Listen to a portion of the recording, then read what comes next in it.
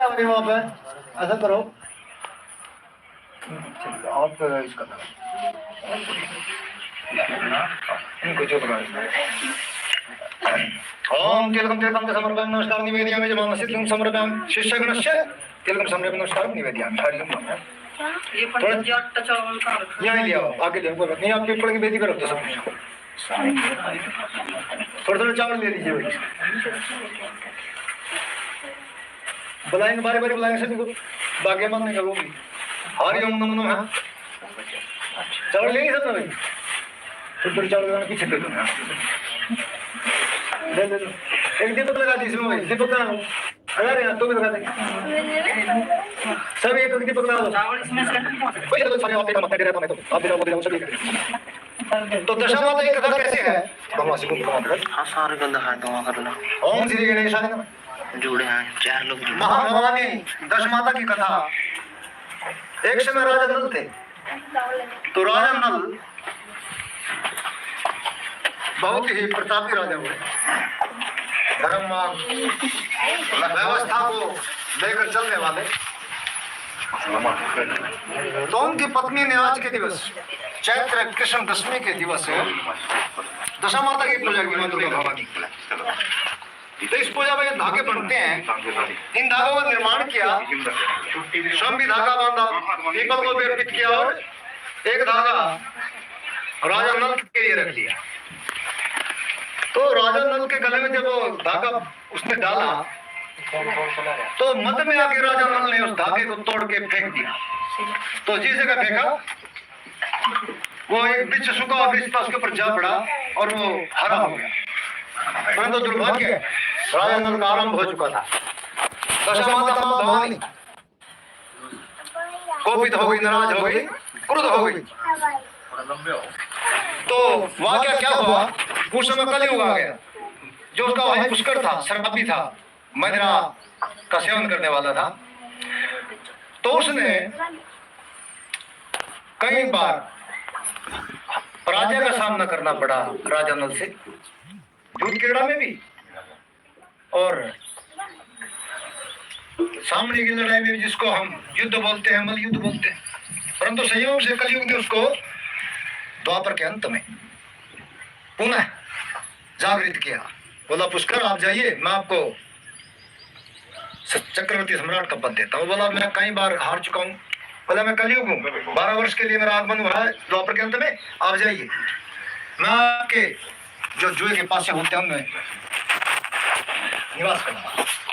तो जैसे ही पुष्कर ने ललकारा अपने भाई नल को उसने डांटा भी माना नहीं तो युद्ध क्रीड़ा के लिए दोनों प्रस्तुत हुए और राजा नल हार जाता है। हारने के बाद राजपाट छिन गया पत्नी के साथ वन गमन गया। तो इस बीच में पत्नी से उसका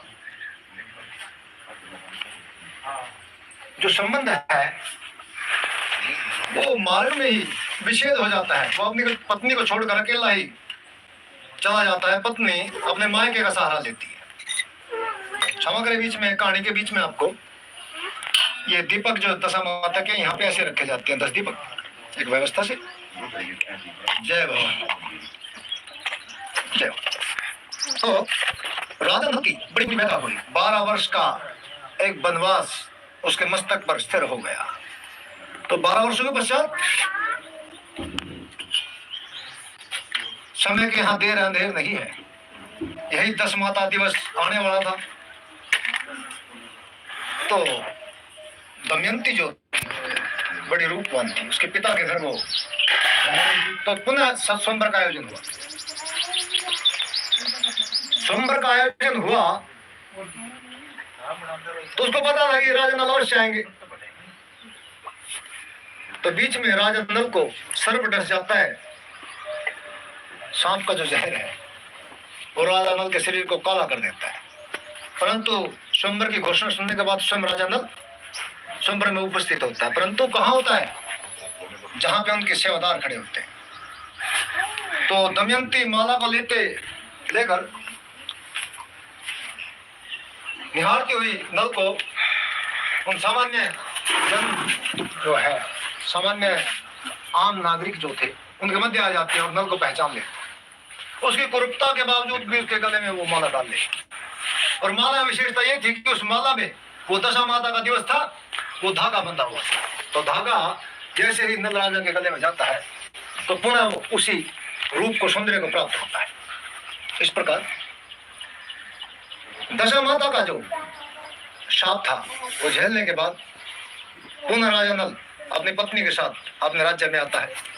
तो धूमधाम से दशा माता का पूजन किया जाता है। प्रत्येक वर्ष माँ भवानी की 10 महाविद्या दशा माता के रूप में पूजा की जाती है। इस अवस्था से आप भी सभी सज्जन पूजा कीजिए, आपकी कष्टि कम होगी।